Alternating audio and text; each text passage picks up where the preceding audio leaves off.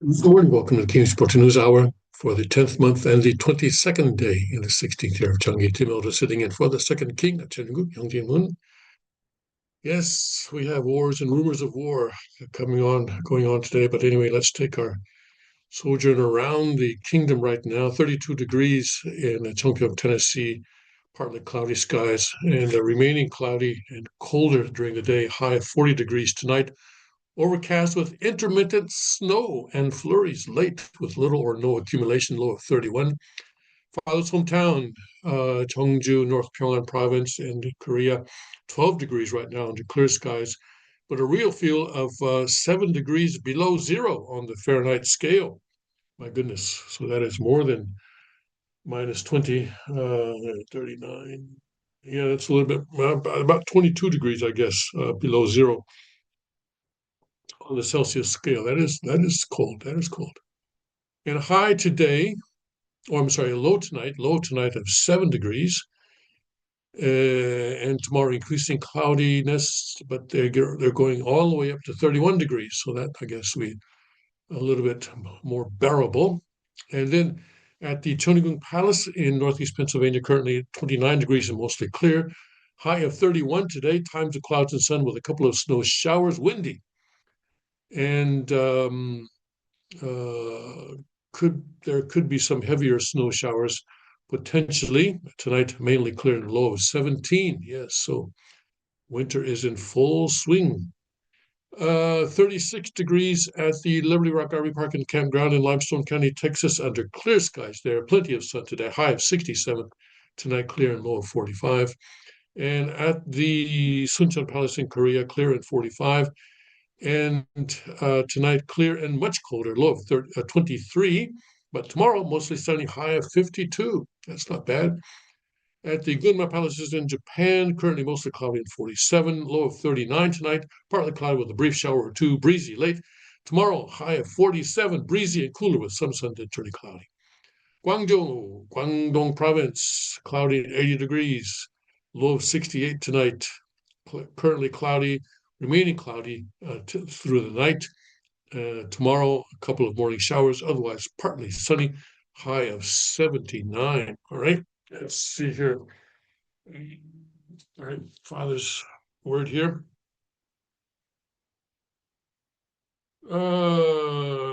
Book on the true parent. Okay. Chapter 1. What is the true parent? What, who, or what, I guess, 참부모란. So you don't really have the pronoun there, who, what, but just 참부모란 means, what does true parent mean or something like that. Okay. And we are in chapter 1. That's chapter 1. And let's see here. I think in a section, in terms of sections, we're in section 5. Section 5, 5.3. Okay. So Father says he's speaking here March 14th, 1986. And he says 역사상의 성형들 가운데 나는 인류 역사에서 인간들을 대표해서 몸과 마음이 싸우지 않고 완전히 통일을 이루었으니 내 본을 받아라라고 한 사람이 있었습니까? So Father is asking a question. So among the saints or the sages, or Songhyun would be saints, sages, anyway, among those in history, among those people in history, was there ever a person, was there even one of those people who said, um, we've accomplished total unity uh, between my mind and body so that they are not fighting. And I've done this representing all of humanity in the course of human history. So now you must follow my model. So has anyone ever said that? Right? Has any saint or sage ever said that? Okay. I guess that's a rhetorical question. It doesn't really answer it here, so I guess it's meant to be rhetorical. 몸이 중요하냐, 마음이 중요하냐, 마음도 중요하고 몸도 중요합니다. So is the body important or is it the mind that is important? The mind is important and the body is also important. But what is more important, 더 중요한 것은 내 몸, 마음의 통일권입니다. What is more important is the realm of unity between my mind and body. 그것이 중요하다는 겁니다. That is what is important. 그것이 안 된 사람은 아무리 세계가 통일되었다 하더라도 그 세계와 아무런 관련이 없는 사람이다. So anyone who has not accomplished mind-body unity, uh, so let me start that again. Even if the world is united, a person who has not accomplished unity between their own mind and body will have nothing to do with that world. So I guess you'd be off in the corner all by yourself. Okay. Ah, my goodness, yes. So, yeah, basically the lesson is clear that unifying the world or bringing peace in the world begins right here. It begins with bringing unity between my mind and my body. And without that, even if there is peace in the world, it's no use for me because I'll have nothing to do with it, with that peaceful world, unless I have already accomplished peace within myself between my mind and body. Oh boy. But it seems like a high bar, and it is a high bar. But we always need to remember that eventually, that's the key word and a very important word, but eventually, we're all going to get there. Eventually. Eventually. But I mean, when I think uh, I don't know if this is still true, but certainly people who joined during the 50s or 60s or even 70s, like myself, uh, I think we had the tendency to think that we're on the verge, and we're the ideal world is coming, very soon, very soon. As we go on, I think we get the idea that maybe not so soon as we thought. I don't know. Maybe some of you have joined recently. You can tell me. Um, are you expecting the ideal world to come within the next 5, 6, 7 years? Right. Mm. You probably did say that originally he was going to build Choniguk on Earth in the 1945 to 1952 time period. But I think what that means is that the framework, not that everyone was going to have mind body unity and there would be no crime and no uh, you know no problems in the world after 7 years after 1952. But I think what he meant was that there'd be a framework for that, and that would be established. And then you just had to flesh out that framework from that point on. At least that's how I understand that. But the actual ideal world where, as Father once said, that we're a world where there is not even the slightest vestige of sin in the world, that's going to take some time. That is going to take some time. Where everyone has accomplished mind body unity, where everyone knows God with certainty, knows spirit with certainty, knows the true parent with certainty, um, has accomplished all six of that list that Father has given in OSTP. What are the others? The knows the providence of restoration through indemnity with certainty, knows with certainty that they are sinners. And what was the last one? Can't remember anyway. I can't even remember the list. So first I have to memorize that list before I can accomplish them. But we're still stuck, about number 1, 2, or 3, I guess. If we can do the first 3, we're pretty far along, right? So no God, no spirit world, no true parents with certainty, certainty, certainty. If we can do those first 3, I think the other 3 will probably come automatically. Anyway, so yes, let's focus on that. All right. So what's going on? Well, so the U.S. has basically has seized an oil tanker that was headed from Venezuela to Cuba. And anyway, let's take a look at this. And Rand Paul is not too happy about this. He says it's not, it's not the America's job to go around um, doing this kind of a thing. But anyway, let's see what's going on here. U.S. seizes Venezuelan oil. I have to bring this down in order for you so that you can see the headline. U.S. seizes Venezuelan oil tanker in latest ramp up against the nation. So this is the latest ramp up against Venezuela. And also against Cuba, by the way, because Cuba was kind of, counting on that oil delivery, I suspect, and they're not going to get it. Venezuela has accused the U.S. of engaging in an international act of piracy after one of its oil tankers was seized by the U.S. military. And this is a photograph of the U.S. military sort of rappelling down from helicopters onto the oil tanker and taking control of it. Under these circumstances, the true reasons for the prolonged aggression against Venezuela have finally been revealed. It has always been about our natural resources, our oil, our energy, the resources that belong exclusively to the Venezuelan people, the Venezuelan government, said in a statement. Well, I'm not so sure about how the Venezuelan people feel about that. Anyway, the seizure marks the latest escalation in President Donald Trump's targeting of Venezuela and its leader, President Nicolas Maduro. We've just seized a tanker on the coast of Venezuela, Trump told reporters on Wednesday, largest one ever seized, actually, and other things are happening. The president didn't supply additional information, but said that the vessel was interdicted for a very good reason. When asked what would happen to the ship, he said, "We keep it, I guess." Okay, well, Attorney General Pam Bondi posted a video on the seizure of the seizure on X/Twitter on Wednesday evening, calling the ship a crude oil tanker used to transport sanctioned oil from Venezuela and Iran.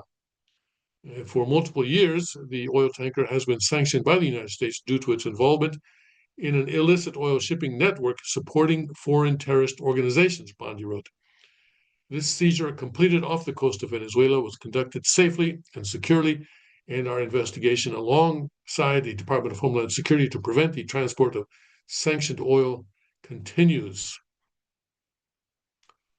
And the DHS account gloated about the seizure in a post. Knockout. If you threaten our nation or break the law, there is no place on land or sea where we won't find you. Thank you to the brave service members from U.S. Coast Guard and ICE, FBI, Department of War, and the Justice Department, the agency wrote. And see, two unnamed officials told Reuters that the operation was conducted by the U.S. Coast Guard. They didn't provide the name of the vessel or where exactly the operation took place. The intercepted tanker had been sanctioned by the U.S. government, sources familiar with the matter told Bloomberg News. The seizure could make it more difficult for the oil-rich nation, that's Venezuela, to conduct trade, as shippers may be wary of handling its cargo. The majority of Venezuelan oil is sent to China. As I've mentioned before, Venezuela actually has more oil in the ground uh, than Saudi Arabia. It has, in fact, it has most in the world, more than the U.S. But the problem is that it's more difficult to get the oil out of the ground. It's more expensive to get Venezuelan oil out of the ground than Saudi Arabian oil. Now, Saudi Arabia's oil is, I guess, closer to the surface, or anyway, it's easier to get out of the ground, and similar with the U.S. But Venezuela does have a lot of oil in the ground. And I've also mentioned that China has lent a lot of money to Venezuela, and they expect to be repaid in oil, not in those bolivars, right? Those bolivars, the Venezuelan currency, not even useful, can't even be used as wallpaper. It is just completely worthless. But China is accepting oil as a payment for its loans. And so this kind of thing, I'm sure, also upsets China. And uh, I'm wondering if that might be part of the equation here. What part of what's going on? We don't know. There's a lot of things about what we're not being told here.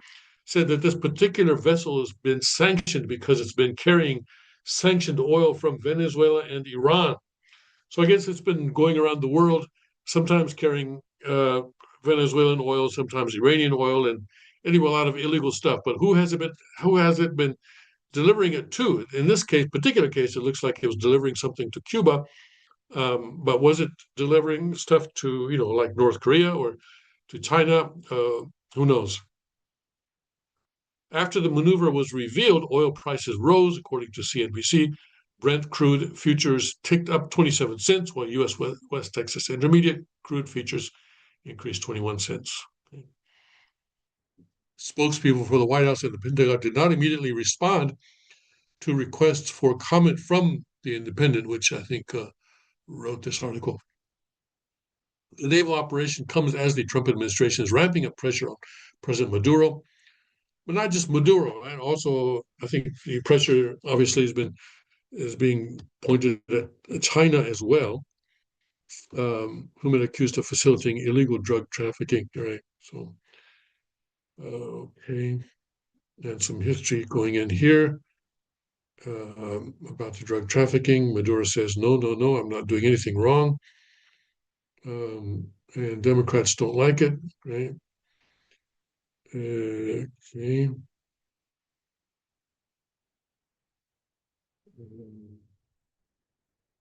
And also going here about the drug boat strikes.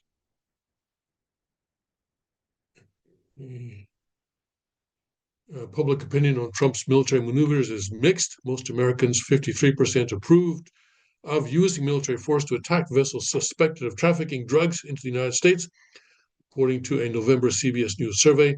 At the same time, 70% said they would oppose taking military action in Venezuela.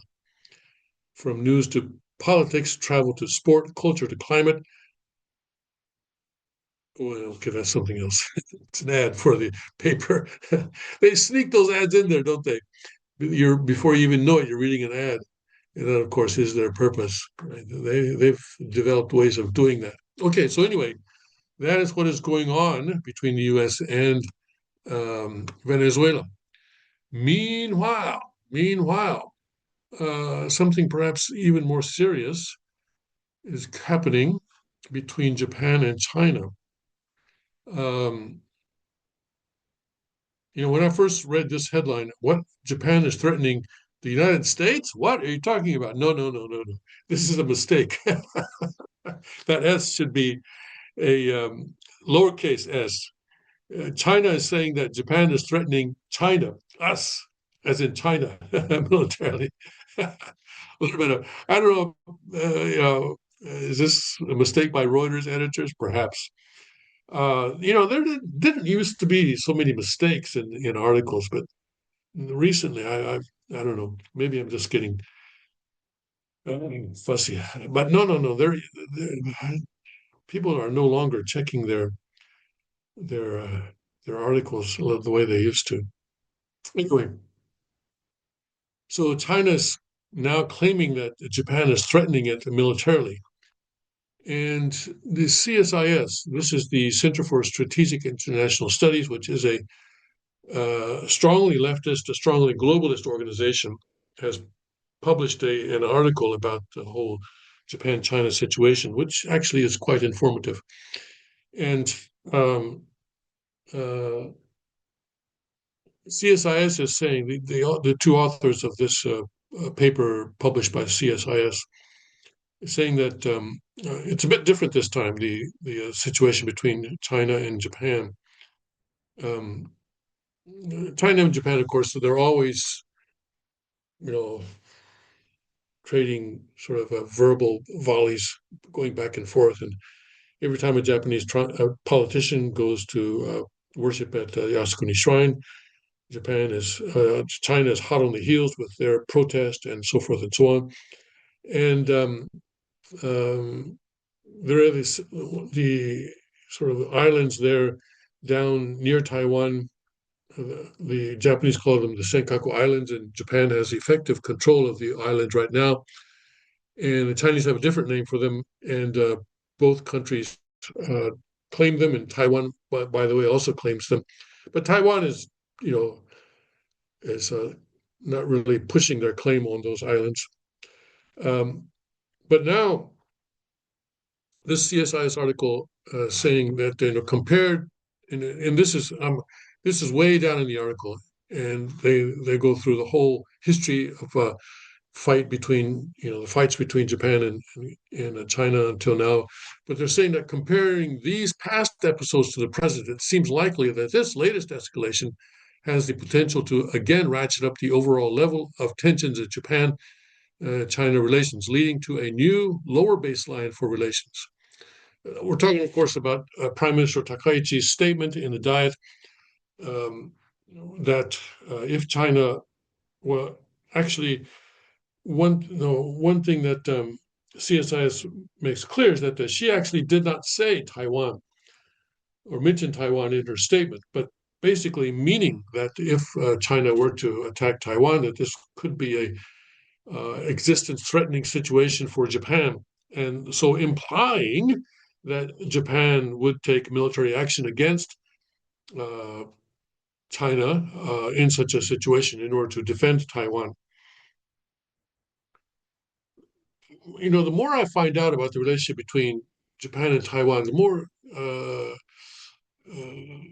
impressed I am that actually it's a very close relationship. Even though Japan um, colonized Taiwan longer than it colonized Korea. It gained control of Taiwan in 1895, apparently after the Sino-Japanese War, the first Sino-Japanese War, and didn't relinquish it until 1945 when it was defeated. So, 50 years it governed Taiwan. Um,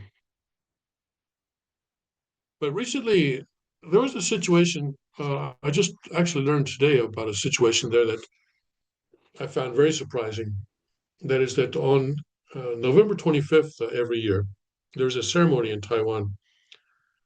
And this is a ceremony honoring Japanese sailors who were killed in World War II. Their ship was sunk off the coast of Taiwan by an American submarine and this is during World War II. Right? So in the course of the war, these kinds of things, of course, happened. I mean, that's the whole point of a war, is to kill as many of the other guys as you can. Anyway, 145 Japanese sailors died when their ship was sunk by an American submarine off the coast of Taiwan. And every year there is a memorial service in Taiwan. And what I found, I don't know, surprising and even a little bit shocking was that for this memorial service, there is a priest from the Yasukuni Shrine in Japan that comes to Taiwan to do his, the Shinto priest, they do this as a kind of they have this thing that they shake in order to purify things. And he comes down in his priestly garb in Taiwan. I mean, this would be completely unthinkable in Korea. If someone even pretended to be dressed like a Yasukuni Shrine priest in Korea, the whole nation would explode. But in Taiwan, this happens every year. Not only that, there's more. There's more. Yes, they have a statue in Taiwan. They have a statue of former Prime Minister Abe.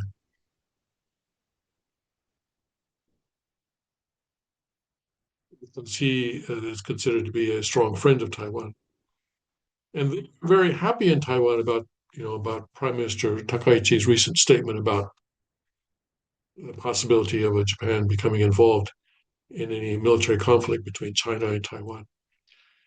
So the relationship between Taiwan and Japan is a lot closer than I had ever realized, and it's quite amazing actually. And um, anyway, so that's the background of this whole situation. Um, so let's take a look at a little bit more about what the CSIS is saying about this situation here. Let me bring it up just a bit for you. Okay. Comparing these past episodes to the present, it seems likely we're okay. All right. So first, both sides are less likely to de-escalate than before. On the Chinese side, Beijing is much stronger diplomatically, economically, and militarily now than a decade ago, and it views Takaichi's governing coalition as weak. So Beijing much stronger diplomatically, economically. Well, not economically. No, that's not true. Right now, economically, Beijing is actually quite weak, and militarily, well, we don't know militarily. Of course, they have a. We know that they have a very large military. They have the numbers. That is true. But how strong is their military? This is something that is kind of still a question mark. Whereas the Senkaku slash Dao Da Di or Da or how do you pronounce it Daiaoyu islands have always been important to China. Taiwan is the core of China's core interests, which means that Beijing is more likely to take a hardline position than in past episodes.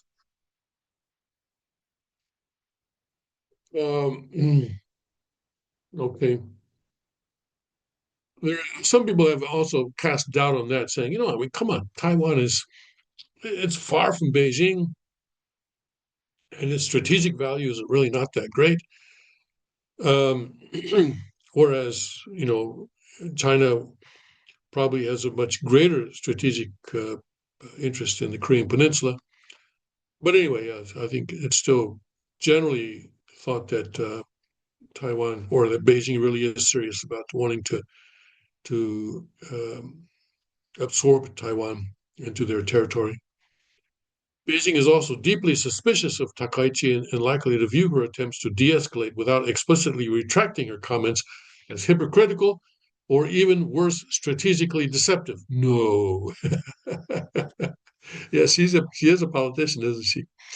On the Japanese side, although Takaichi has not retracted her remarks, she has said that they were hypothetical and that she would avoid making similar comments in the Diet again.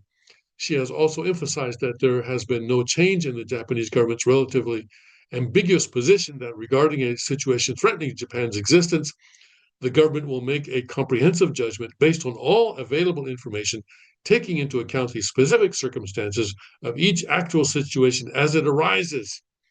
What does that mean? We have no idea, and we're not supposed to have any idea, and they don't know. However, the widespread concern among Japanese elites and citizens about China's assertiveness and a potential Taiwan contingency suggests that a complete capitulation by Tokyo is unlikely.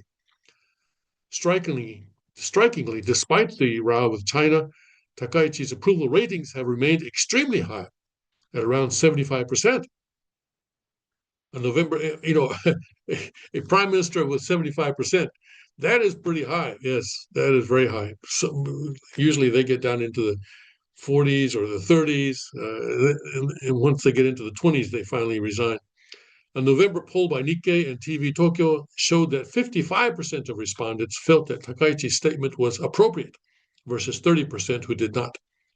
A recent Kyodo News survey showed that 48.8% of respondents supported the exercise of collective self-defense in a Taiwan contingency. And collective self-defense is something that traditionally, in other words, the last 80 years, Japan has said is not allowed by their constitution. And they've always said, okay, we have an alliance with the U.S., but that's it. All right, we cannot participate in any collective self-defense. In other words, we cannot be a part of a coalition that includes Korea or Philippines or any other country. Just the U.S. and just a bilateral defense. But now, of course, as I say, the Constitution can be interpreted to mean anything by the Supreme Court. And the Constitution says whatever the Supreme Court says it says. And that's true in any country. These are all signs of how the discourse around security policy has changed in Japan since the early 2010s. That's true. That's true. This whole thing about collective self-defense used to be quite taboo. but now 48.8%, just short of half, according to the poll, of Japanese support that. Second, the fact that similar episodes have happened in the past means that this will only increase the motivation of the Japanese government to diversify economic ties away from China and to continue strengthening relationships with the United States and other U.S. allies and partners. And of course, that probably means South Korea, right?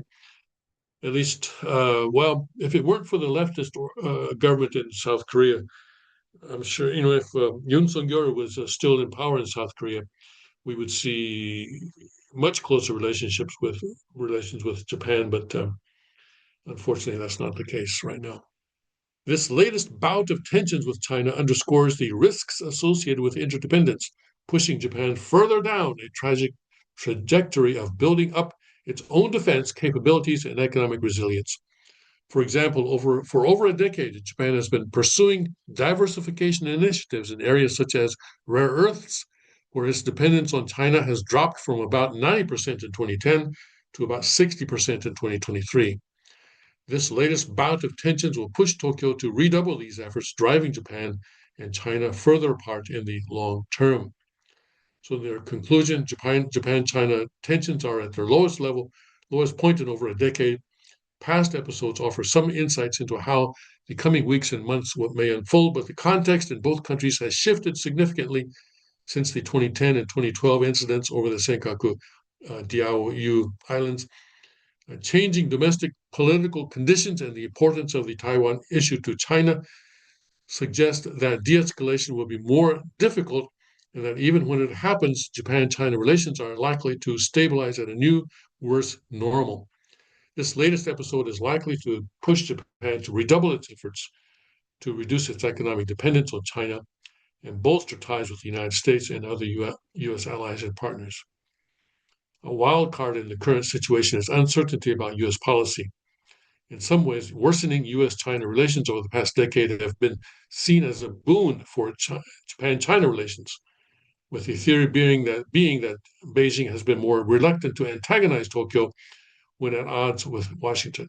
Similarly, uncertainty about U.S. policy under the second Trump administration could potentially give Beijing pause when considering its escalation options now. However, compared to the 2010 and 2012 incidents, the U.S. response to this situation has been muted so far, which may embolden China to escalate further. As this situation continues to unfold, uncertainty about U.S. policy will add another layer of complexity to the strategic escalations of Japan and China as both attempt to navigate murky waters. Okay. And this is written by this young lady, and who's the director of the China Power Project, and another young lady who is Japan chair and senior advisor at CSIS. It's interesting that they don't seem to take into consideration the domestic situation in China and the debate that is going on, that we think it may be going on, as some people have said it's going on, within the CCP about Taiwan. It's hard to know. I mean, it's not just hard, but pretty much impossible to know what is really going on in China. And whatever experts tell us about these debates within the CCP in Beijing, we have to take with a huge grain of salt. But here I go anyway. But there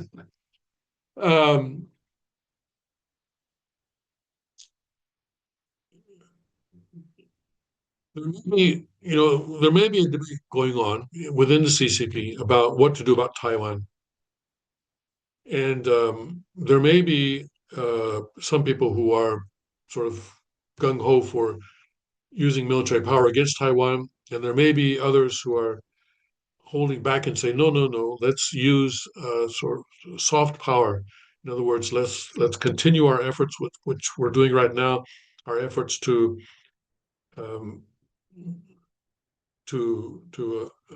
infiltrate and influence and manipulate various aspects of Taiwan society.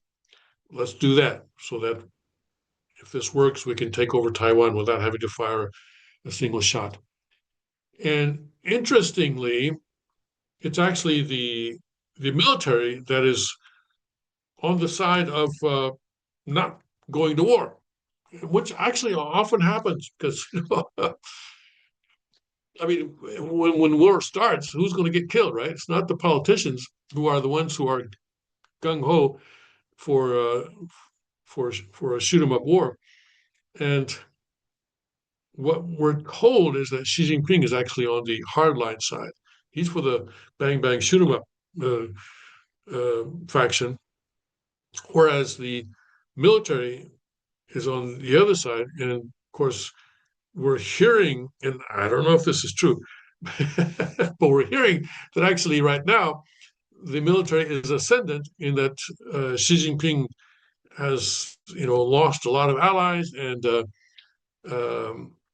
and that the military is the one that is really effectively in control of CCP's direction. Right?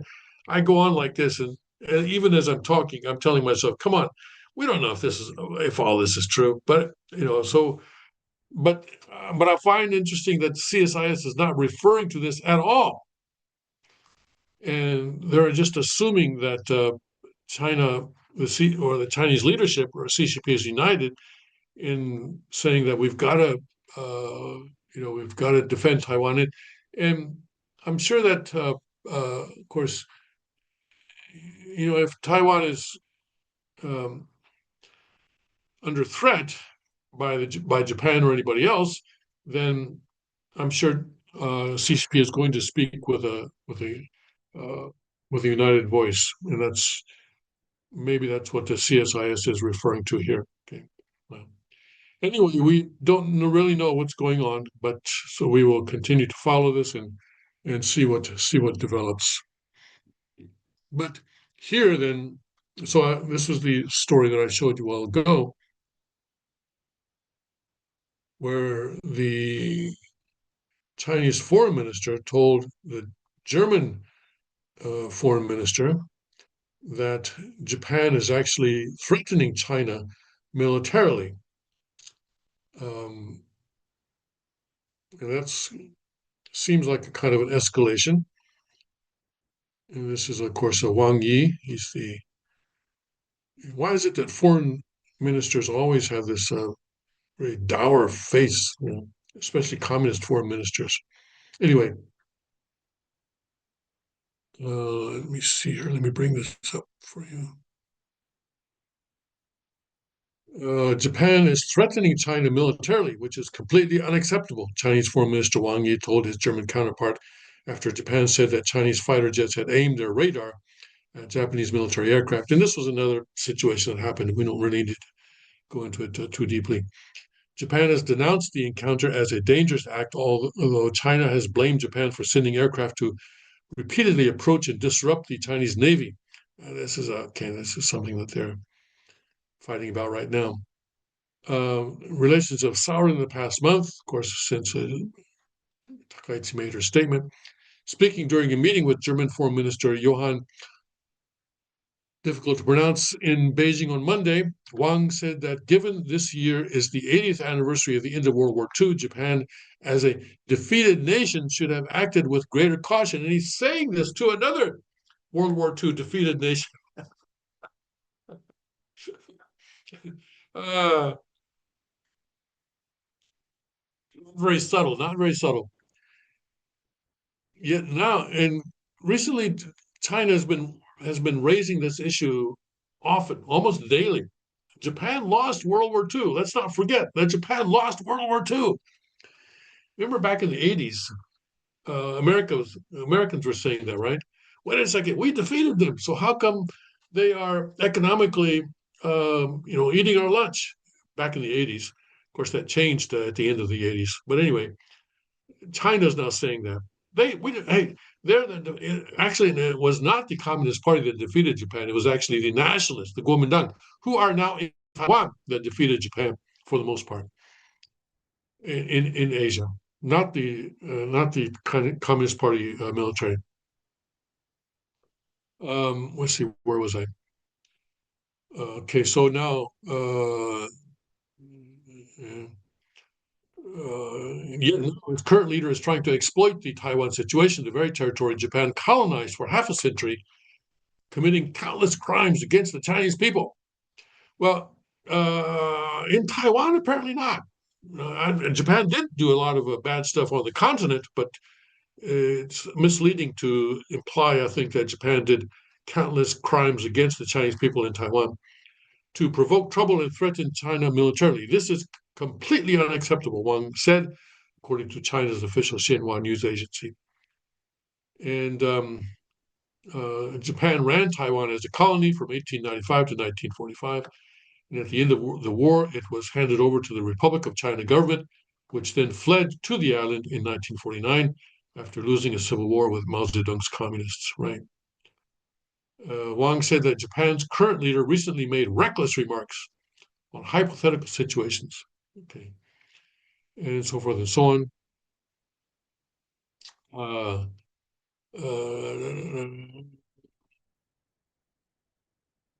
and so anyway, that's about it there. But China so is ramping up these situations whenever they get the chance, right? So what is this? Is this what is this reflecting something that's going on in China domestically? In other words, is this the Xi Jinping faction and the loyalists to Xi Jinping uh, trying to ramp up tensions with Japan over the Taiwan situation, so as to silence the more moderate, shall we say moderate, or silence the military leadership that many people are now saying has effectively taken over the leadership of the country. There's something going on, and of course, we're not going to know until someone writes a book about it 10 or 20 years from now. But there's obviously something going on within China. And uh, if Takaichi has stoked that kind of struggle within China, then she may be doing a good thing for God's providence. We'll have to see. Always, we have to look at the situation in hindsight after the fact and see who was doing what and who was contributing to God's providence and who wasn't. It's always really difficult to know who's really on God's side in these things. All right, let's see now. What else do we have going on? Um, yeah, I think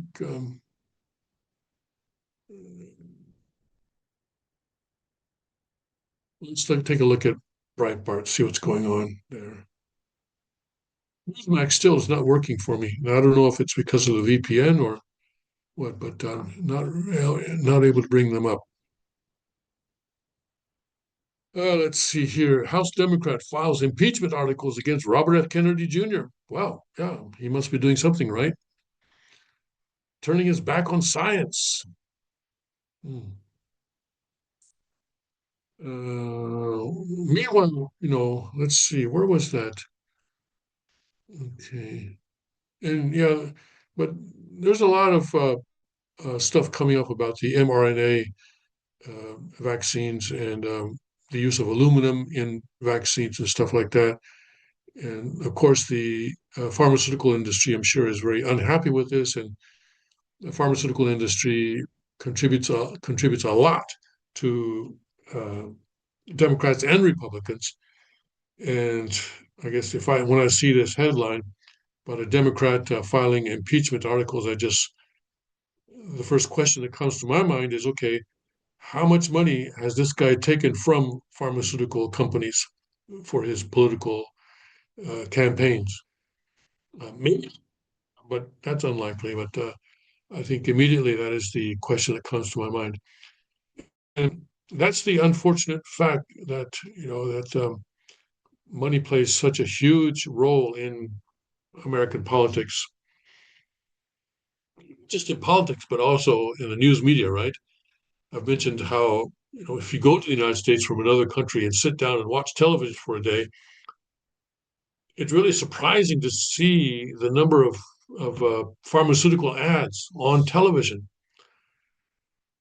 It really shows you how much influence the pharmaceutical industry has on media, and of course, as I said, they also have this influence on politics as well. So that so immediately this comes to mind when I see this headline. Okay. Let's see here.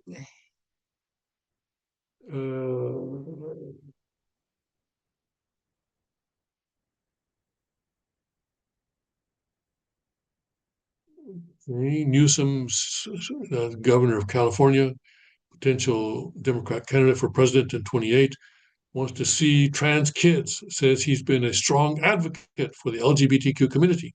Okay. Okay. Posobiec reveals the key piece of evidence in the Charlie Kirk murder mystery. Okay. And Erica Kirk pushes back on conspiracies about husband's death. She says, stop. Mm-hmm.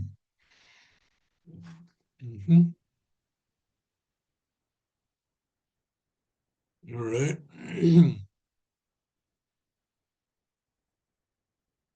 Let's see here. And,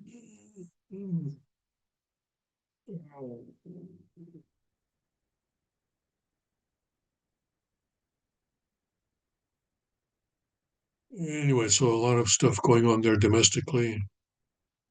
It really doesn't amount to much. Here we go. Democrats applaud as Governor Walz of Minnesota promises to welcome more Somali migrants to Minnesota. Of course, yeah. They need the votes. Right? They need the votes for the Democrat Party.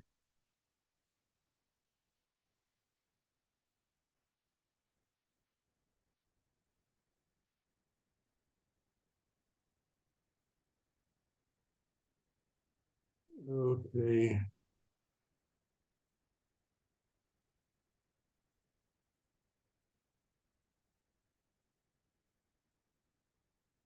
A lot of ridiculous stuff going on here. Okay. All right. And let's see what else we've got. Uh, uh, I don't know. Let's see here. Where shall I go? Epic Times.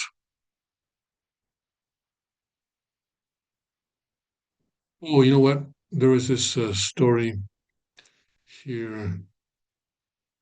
Okay, here we go. Yeah, this one.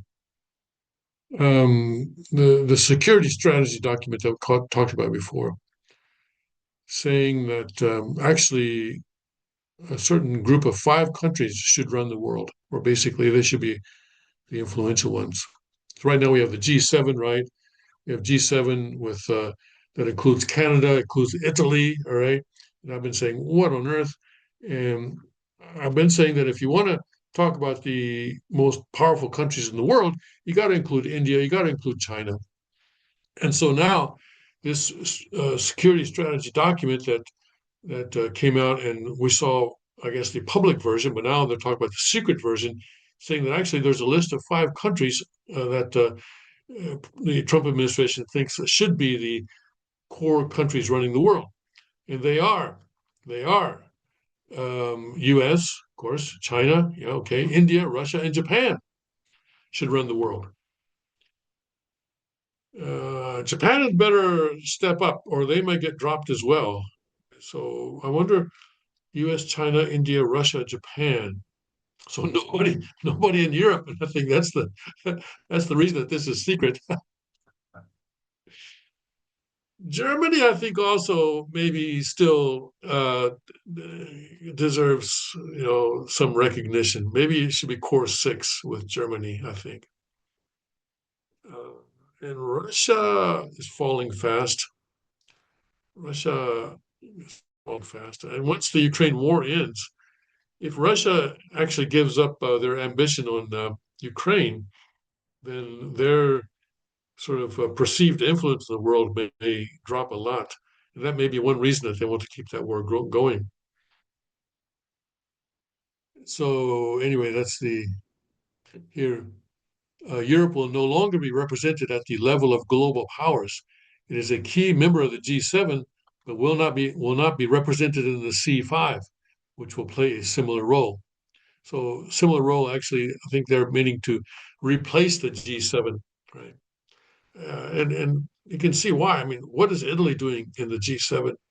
What is Canada doing in the G7? How is Canada one of the seven most powerful countries in the world? It doesn't make any sense at all. The NATO alliance will be downgraded, and security and foreign relations will move towards more transactional one-on-one partnerships with like-minded countries such as Austria, Hungary, Italy, and Poland. There you go. Yes, Poland has really come up, and so has Hungary. I don't know why Italy is on this list. These nations are described as aligned with Washington's values, and because of their current prime minister, yeah, and potential candidates for deeper cooperation aimed at pulling them away from the European Union, according to the document. I see. Yes.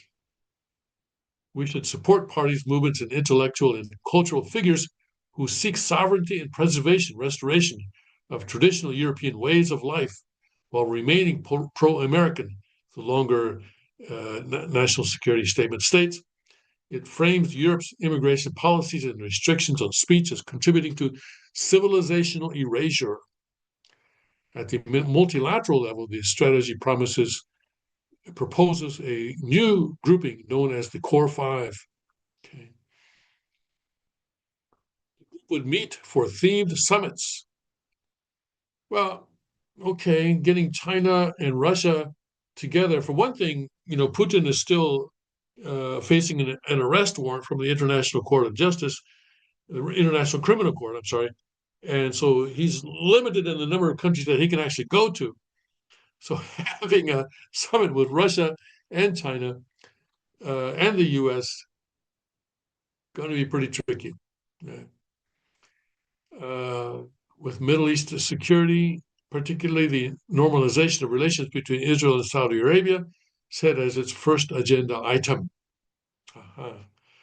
Well, yeah, I'm sure China will be happy to be given a way to intervene in the Middle East.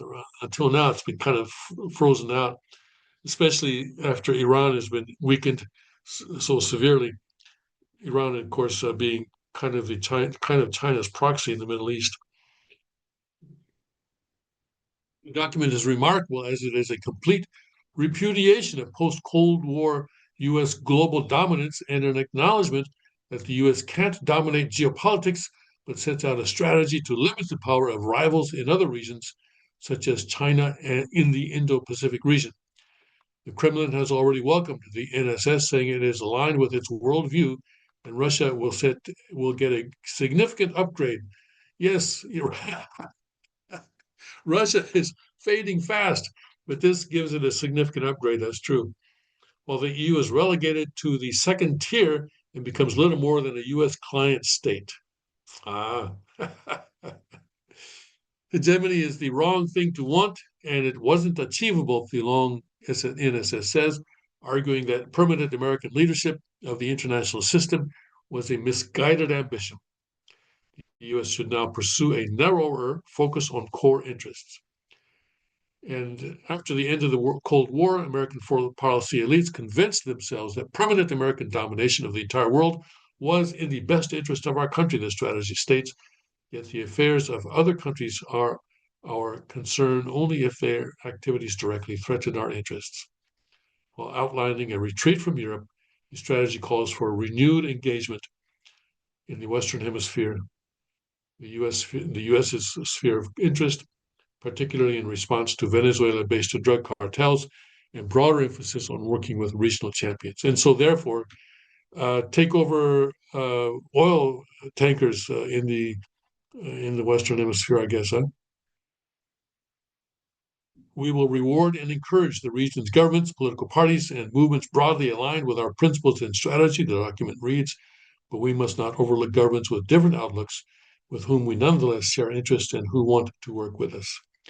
Now, President Trump had that telephone call with Maduro and told him, to step down and get out while while there's still time. And Maduro basically said no, that he's going to stay there and fight with the Venezuelan people. So, well, I think it's pretty obvious that China is behind his decision to stick it out. I think it's important for China that Maduro remain in office. Definitely, China does not want a pro-U.S. Regime in Venezuela. And Maduro's continued presence in Venezuela is proof of China's influence in the Western Hemisphere, in South America, in Latin America as a whole. Meanwhile, let's see if I can find that one. Mexico has put up some steep tariffs against China, something like 50%. Right. Here, this is a few hours ago. This is interesting development. Let me see if I can bring this up for you. Mexico approves up to 50% tariffs on China and other countries. So what's happening here? Is President Trump behind this? Could be. Mexican lawmakers have approved a package of new tariffs impacting hundreds of products, many of which come from China. Okay. The measures, which President Claudia Sheinbaum has said are needed to boost domestic production, passed by the Mexican Senate on Wednesday, going to take effect the 1st of January, apply to goods like metals, cars, clothing, and appliances. Dozens of countries that do not have a free trade agreement with Mexico will be affected, including Thailand, India, Indonesia. Well, they don't want to just do China because that would be too obvious, right? And the move comes as Mexico is in negotiations with the U.S. over steep import taxes that President Trump has threatened to impose on the country. The measure will impose tariffs of up to 50% on more than 1,400 products. Yeah, I think this sounds like, and I think BBC is implying without actually having to say it, that this is taking place in the context of Mexico's trade negotiations with the U.S.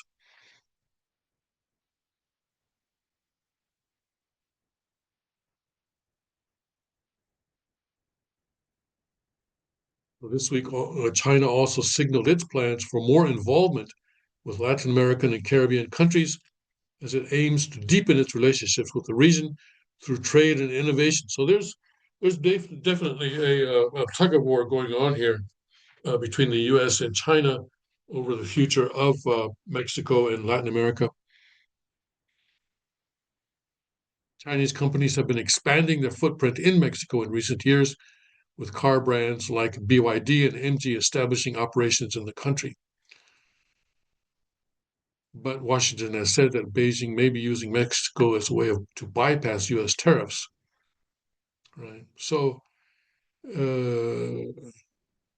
so it may be that by putting tariffs on China, Sheinbaum is trying to sort of satisfy President Trump that they are not going to be used um, as a way to bypass U.S. tariffs by China. Okay. Anyway, a lot of stuff going on, and we pray that God's will can be done, and that His kingdom can come quickly. Tomorrow, I'm going to be in Japan at this time. Got some business I need to take care of there, and I plan to record something that can be broadcast. But if that doesn't work out, please forgive me. There is a possibility that I may have to skip a day, but it won't be only one day because by Saturday, I'll still be in Japan on Saturday. But I will have more time to do what I'm supposed to do. Anyway, so Tomorrow is a bit of a question mark. Anyway, we'll see what happens. God bless, Godspeed. May his kingdom come quickly.